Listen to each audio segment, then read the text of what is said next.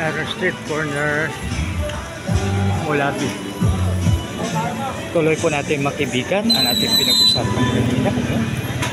Na nakalagay na the prayer of the Lord is the beginning of wisdom. Subalit ang sabi ni Haring David ay sa Psalms 34:11, "Come my child, and I will teach you to fear the Lord." Subalit ang sabi po ng kanyang anak sa Proverbs 1:7, "The fear of the Lord is the beginning of wisdom."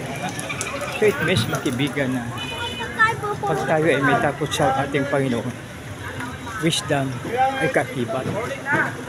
Ibig sabihin mo, ipagkaloob po sa atin na ating Creator ang wisdom pag tayo may takot sa Panginoon. So napakaganda, no? Meron tayong blessing. So ang ano na yan ay takot.